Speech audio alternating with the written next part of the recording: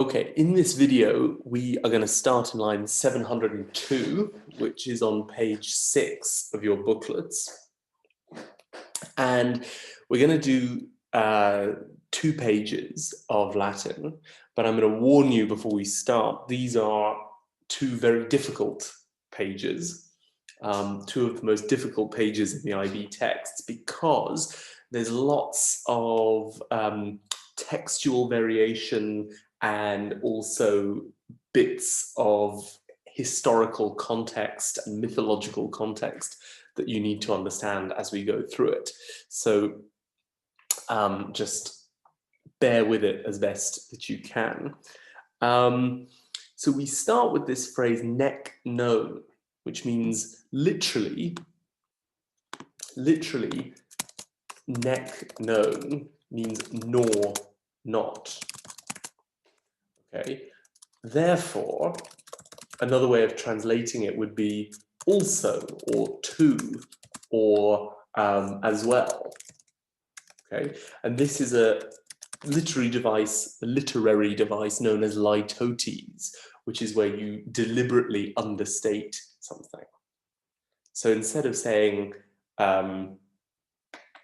he was like a boar in the mountains, you could say he was not unlike a boar in the mountains.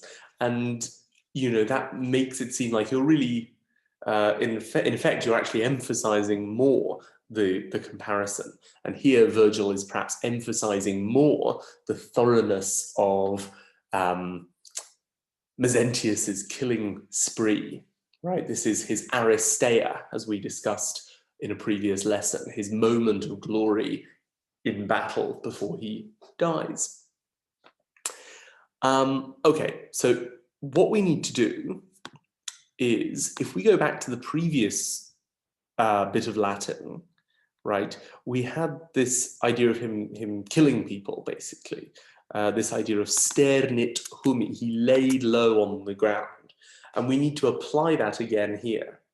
So he laid low on the ground, or basically he killed, right? Because there's no verb here. He killed also euanthern. Okay, now euanthern, his name is Evanthes in English, but he has this rather odd ending with an N because this is a Greek ending. This is a Greek accusative ending. Okay, and he's called Phrygium Evanthes. Phrygium meaning Phrygian. Okay, why is he called Phrygian? Well, if you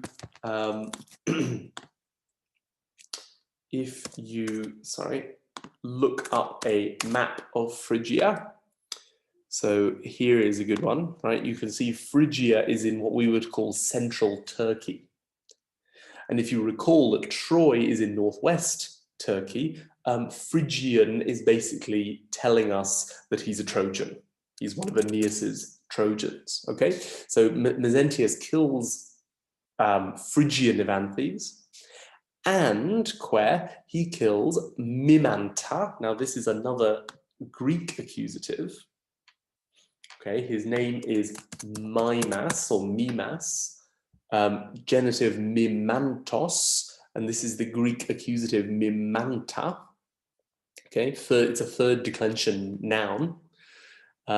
So he kills Mimas, and he is described as an aequalem, literally an equal, you know, a peer, someone of the same age, and a comrade, comitemque, of Paris. Okay, now here, Vergil, probably for convenience, for the rhythm, doesn't use the Greek genitive, he uses the Latin genitive, right? So the name is Paris, genitive paridis, and that is third declension, but it's the Latin version. Okay, and then we hear a bit of detail about this Mimas who is killed, and this is something that Vergil does a lot. He wants us to feel pity even for very random characters who are not that important to the story. Okay, so we're told about Mimas, whom, quem, and you have to be careful to remember that quem is referring back to Mimanta, to Mimas, not to Paris. Okay, so whom, on one night, una nocte, time within which, within one night, Theano, who is presumably a Trojan woman, dedit in lucem, gave into the light, in other words, gave birth to.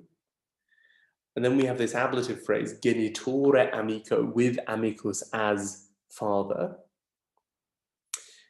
And, right, so that's one event that happened on this night. The other event is that the Kisaean queen, praegnas face, pregnant with a firebrand or burning torch, and then we imagine dedit in lucem again, gave birth to Parin, Paris.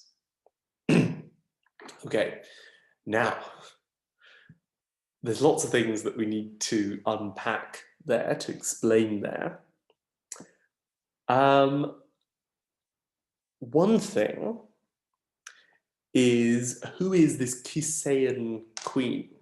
Okay, this is a reference to Hecuba, whom the Greeks called Hecabe. She is the wife of King Priam of Troy, and she is the mother of Paris, and also Hector and various other Trojan princes.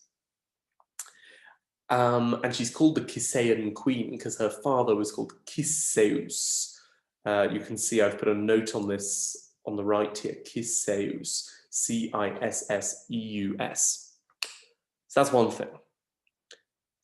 Another thing to notice is Parin, probably for convenience of the rhythm, Vergil has used the Greek accusative here, right? The Latin accusative would be paridem, paridem, whereas here we have parin, the Greek accusative.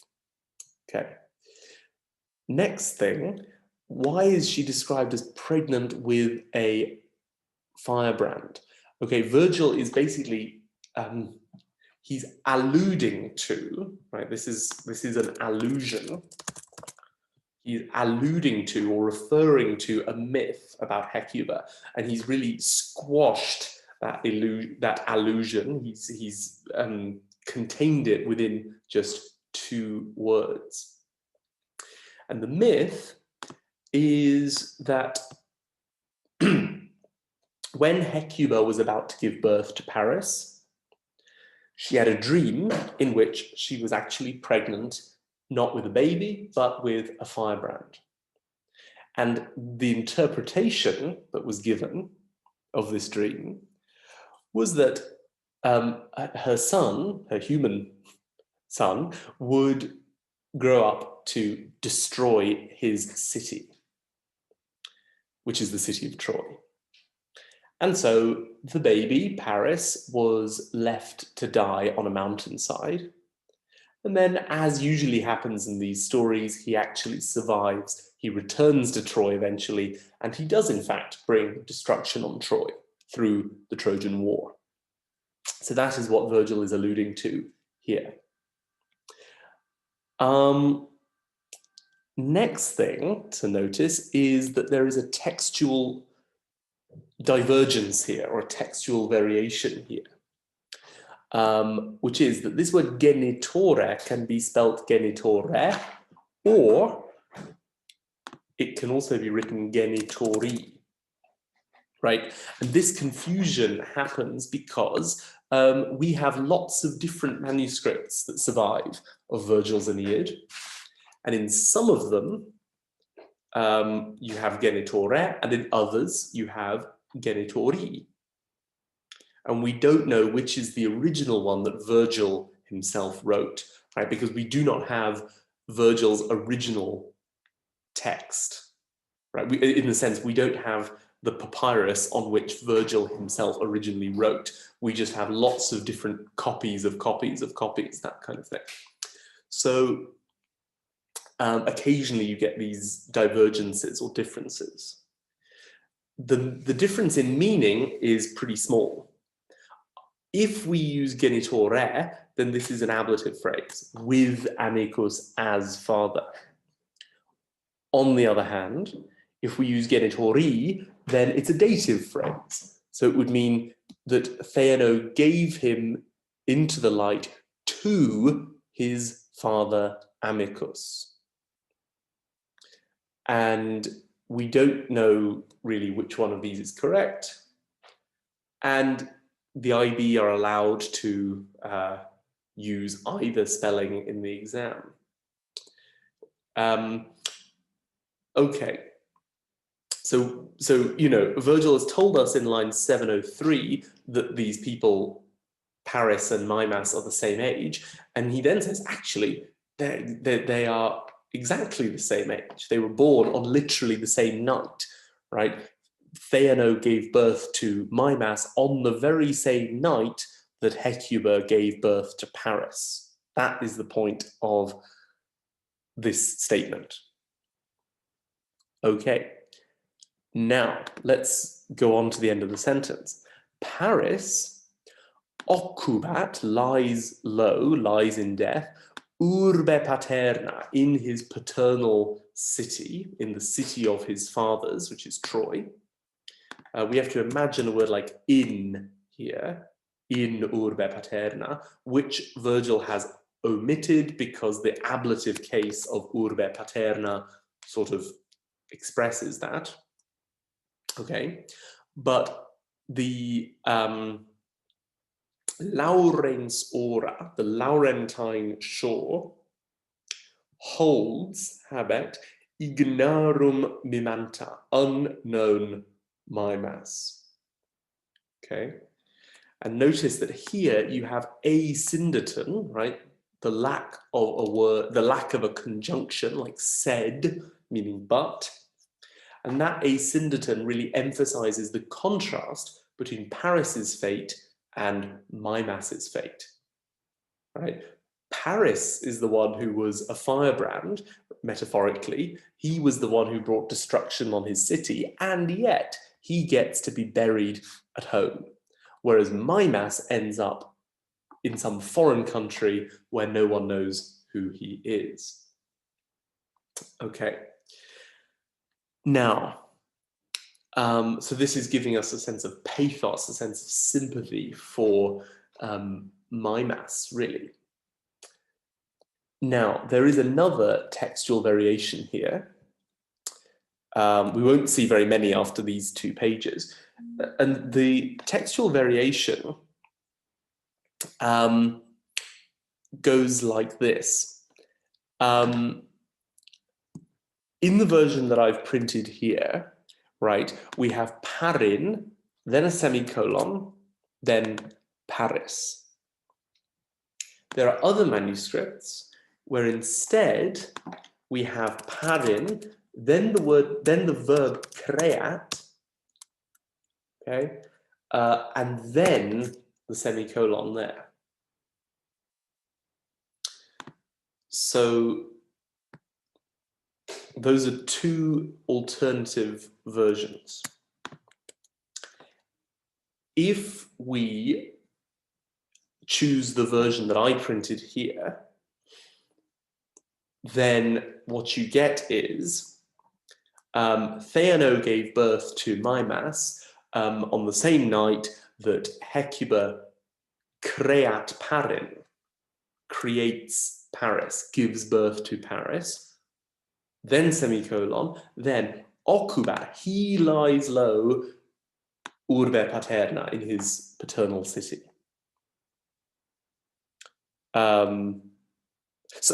Yes, sorry, that's if we use the alternative version. Sorry, let me try that again. If we use the version that I have printed here, then we get Theano gave birth to Mimas on the same night that Hecuba gave birth to Paris, break, then Paris lies low in his paternal city. That's the version that I have printed here. On the other hand, if we use the alternative version with creat, we get Theano gave birth to Mimas on the same night that Hecuba parincreat, gives birth to Paris, break. He lies low, occubat urbe paterna, in his paternal city. So it's not a big difference. I think the version that I have printed is the better one, right? Or the more likely to be original, because the tenses don't match, right? Dedit is perfect tense, whereas creat is present tense. So the tenses do not match well, right? What you really should have is dedit and then creavit, perfect tense, or dat and creat, present tense. So if we use this alternative version, the tenses don't really match. That's why I chose the version that you see printed there. But again, the IB could do either one. Okay. Now, last thing to say there is Laurens, Laurentine. What does that mean? Well, this is to do with Laurentum, which is an ancient Italian city in Latium, or Lazio, which was the city of King Latinus, who is one of the Italian characters in Vergil's Aeneid. And therefore, so it was a sort of ancient Italian capital, or an ancient Latin capital, if you like. So therefore, Laurens here basically means Italian. So the point is that whereas Paris can be buried in Troy, my mass ends up stuck in Italy. That's the point. Okay, now, if we go ahead to line 707, we get another simile. And this is a simile comparing Mezentius, the Etruscan tyrant, to a boar, a wild boar. Okay, so we start with ac velut, and just as, ille aper, literally that boar, or you could just say the boar, which I guess you could say it makes it feel somewhat specific, I guess. You know, this is not just any boar, this is a boar that Vergil wants to celebrate in some way, you know, pay attention to. So just as the boar, actus, this is a PPP, perfect passive participle, from ageret, drive.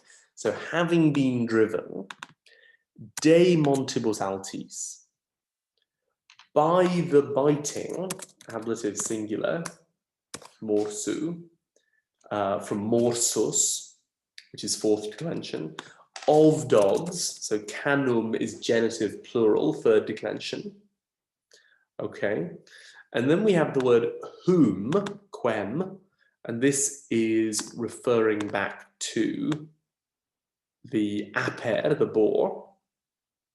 And then the subject is Pinifer Vesulus.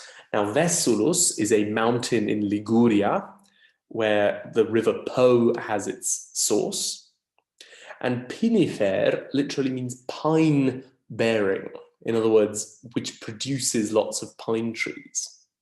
Okay, so which pine-bearing Vesulus has defended, literally defends, for many years, multos annos, accusative for time, how long,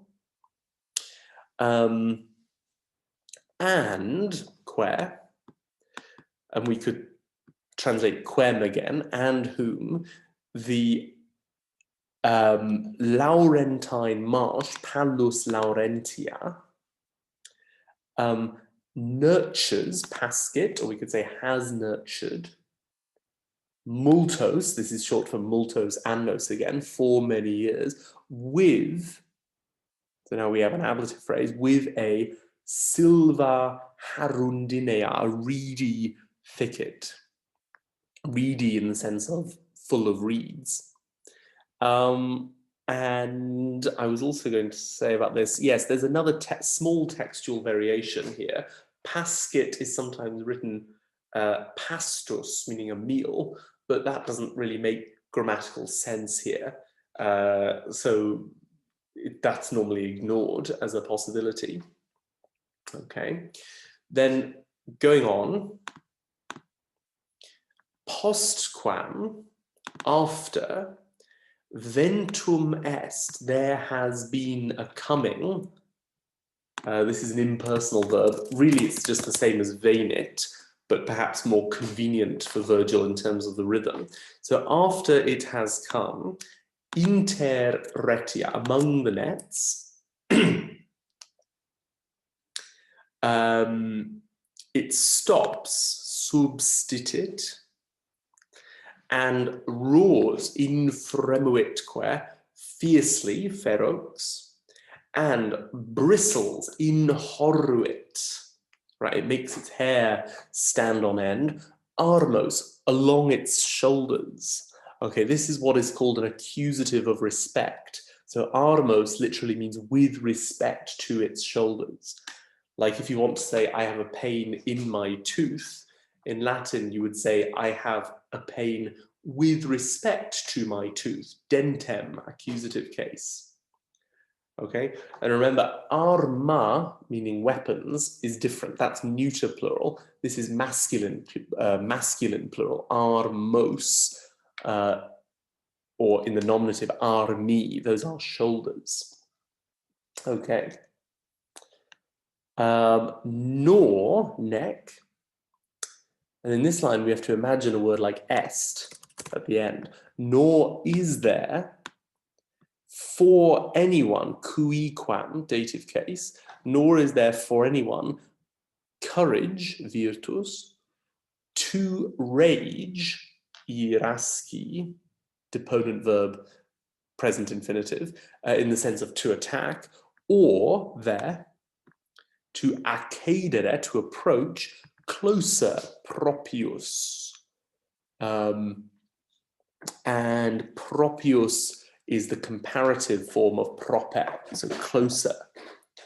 There's another small textual variation here, by the way. Some manuscripts have propius ver, and some have propius que with a Q. Okay, so these couple of pages, the manuscripts are quite uncertain. Then, let's finish this page. Said, but they press on instant, they attack with darts, jaculis, ablative plural. Right? Jaculum is something that you throw from the verb jacere, to throw, and with safe shouts, tutis clamoribus, from far away, procul, which is an adverb there. So, so the situation is this, right? We have a simile in which Mezentius is being compared to a boar, right? So some hunting dogs have, been tracking the boar with their keen sense of smell. They've chased it down the mountain, and then the men, the huntsmen, are waiting further down the mountain with their nets and spears to catch the boar, right? So this is again a simile which presents Mezentius as someone who is outnumbered, who is being battered by everyone else, just like the simile before, which compared him to a cliff, a rupes. Okay, now, we then have, on the next page, page 8, we have another problem with the manuscripts, but let's ignore it for now. Let's just translate it. The Latin is actually not too hard. Ille autem, he, however, or it, however, referring to the boar, undaunted, impavidus, hesitates, cunctatur, deponent verb, hesitates, partis in omnis, right, in all parts, or we might say in all directions. Infrendens, gnashing with its teeth, dentibus, and it shakes away, et decutit, it shakes away the spears, hastas, from its back, right? Tergum is its back, and this is the ablative case, because de takes ablative. It shakes away the spears from its back. Okay. Haud aliter, not otherwise, right? No differently. And then we have this rather difficult phrase here.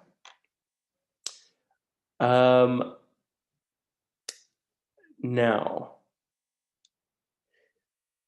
what we have to do here, I think, is we have to imagine a word like eorum. Okay. So of those people for whom, quibus, so of those people for whom Mezentius is for right anger, for just anger, justai irai. So literally, of those for whom Mezentius is for right anger. That's what's called a predicative dative. In other words, Mezentius is a source of legitimate anger. So I said in my translation, of those for whom Mezentius is a source of legitimate anger, there is not, non est, for any of them, ulli, dative case, there is not for any of them the heart, the courage, animus, to literally run together, concurrere, to clash with stricto ferro, ablative case, with drawn sword, right? Stricto is a PPP from stringere, to draw a sword. Okay, so Vergil is saying, you know, all those people who have good reason to hate Mezentius, for instance, the Etruscans, who have had to endure his tyranny, even them, you know, none of them actually has the courage to face him because he's scary, right? He's like that boar. And then just like with the boar, right, from afar, longe, which is the equivalent of procul before, from afar, from a distance, they lacessunt, they provoke him, right? We have to imagine eum or something, so Mezentius now has to be the object. So we can imagine eum here. They provoke him with missiles, missilibus, and with vasto clamore, literally with a vast shout, with a faraway shout. And you could make that plural in English if you want to. That might be a more natural translation. Okay. Now, last thing we have to talk about is the the manuscript confusion on this page. So you can see that the lines are in a weird order here, right? It goes line 717, 718, and then back to 714. And the reason is, imagine what would happen if we put these lines in the correct order. We would have, right, you know, these huntsmen attack the boar from far away. In just the same way, all of these Etruscans and Trojans attack Mezentius, right? So line 714, 715, 716, right? They're attacking Mezentius. Then we would go to line 717, right? He, Mezentius, hesitates in all directions, gnashing with his teeth, and shakes the spears from his back. Now, the problem is, if you apply that description to Mezentius, it sounds ridiculous, right? This idea of him gnashing with his teeth and shaking spears from his back, right? That just sounds a bit silly. Some scholars have said, maybe tergum in this context means his shield, not his back, because shields were made of hide. They were made of skin, you know. So possibly we could put these lines in the correct order, but the problem is that it ends up sounding very silly, which is why many editors of the Aeneid have changed the order of these lines, They said at some point the lines got jumbled up, and we are putting them back in a more natural order, right? The order which Vergil probably used originally, in which the whole description about the gnashing of teeth and the shaking of spears from the back refers to the boar, and only after that does the narrative return to talk about Mezentius. Okay, so we don't know which order we should put these lines in, right? Most editors choose the order that I've given you here. I think this order makes more sense, but again, the IB could put them in numerical order: 714, 15, 16, and then 718 and 717 and 718. So there's a bit of confusion there, but the important thing is that you're aware that either version could be printed, both in books and in an exam.